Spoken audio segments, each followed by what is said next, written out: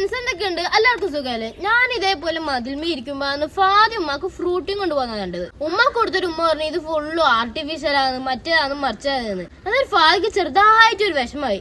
എന്നാ ഞാൻ ഫാദിനെ വിളിച്ചിട്ട് പറഞ്ഞു നമുക്ക് ഹോം മെയ്ഡ് ഫ്രൂട്ടി ഉണ്ടാക്കിയാലോ, എന്തെങ്കിലും നമുക്ക് ഉണ്ടാക്കിയാലോ, നമുക്ക് ഫ്രൂട്ടി ഉണ്ടാക്കിയാലോ. അപ്പോൾ ഗൈസ് ഇതേ 3 പഴുത്ത മാങ്ങയും ഒരു പച്ച മാങ്ങയും എടുത്തിട്ടുണ്ട്. ഇത് നമുക്ക് കുനുകുനാന്ന് അരിയാം.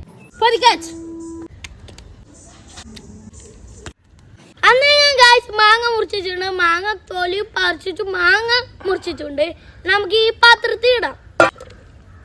നമുക്ക് പഞ്ചസാരം ഇടാം. നമുക്ക് കുറച്ച് വെള്ളം ഒഴിക്കാം. അങ്ങനെ ഗൈസ് നമ്മളിവിടെ മാങ്ങ ഇട്ടിട്ടുണ്ട്. പിന്നെ 1 കപ്പ് പഞ്ചസാര, പിന്നെ 1 ലിറ്ററിന്റെ വെള്ളം. ഇനി നമുക്ക് ഇത് ബോയിൽ ചെയ്യാൻ വെക്കാം. അങ്ങനെ ഗൈസ് ഞാൻ വന്നിട്ടുണ്ട്. ഞാൻ വന്നത് നമ്മളുടെ ഈ ബോയിൽ ചെയ്ത് വെച്ച മാങ്ങ ഉണ്ടോ, ഇത് ഈ പാത്രത്തിലാക്കിയിട്ട് സ്ട്രെയിൻ ചെയ്യാനാണ്. അങ്ങനെ ഗൈസ് നമ്മൾ കണ്ടോ സ്ട്രെയിൻ ചെയ്ത് വെച്ചിട്ടുണ്ട്. ഈ ബാക്കി വരുന്ന മാങ്ങ കണ്ടോ മിക്സർ ജാറിലാക്കിയിട്ട് ഇട്ടിട്ട് ബ്ലെൻഡ് ചെയ്യാൻ പോവുകയാണ്. അങ്ങനെ നമ്മൾ ബാക്കി വരുന്ന മാങ്ങ നമ്മളുടെ മിക്സർ ജാറിലാക്കിയിട്ട് ഇട്ടു. ഇനി നമുക്ക് ബ്ലെൻഡ് ചെയ്തിട്ട് കാണാം.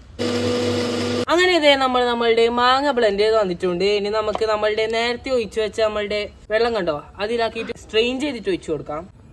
സ്ട്രെയിൻ ചെയ്യാം. ഇനി നമുക്കിതേ നമ്മളുടെ ബ്ലെൻഡ് ചെയ്ത മാങ്ങയും നമ്മളുടെ മാങ്ങ ബോയിൽ ചെയ്ത വെള്ളവും എല്ലാം നന്നായിട്ട് മിക്സ് ചെയ്യാം. അങ്ങനെ ഇതേ നമ്മൾ ഫുള്ളായിട്ട് മിക്സ് ആക്കി കഴിഞ്ഞിട്ടുണ്ട്. ഇനി നമുക്ക് സ്ട്രെയിൻ ചെയ്തിട്ട് നമ്മളുടെ ഗ്ലാസ്സിലാക്കിയിട്ട് ഒഴിക്കാം. അങ്ങനെ ഗൈസ് നമ്മളുടെ ഫ്രൂട്ടി ഫൈനലി റെഡി ആയിട്ടുണ്ട്.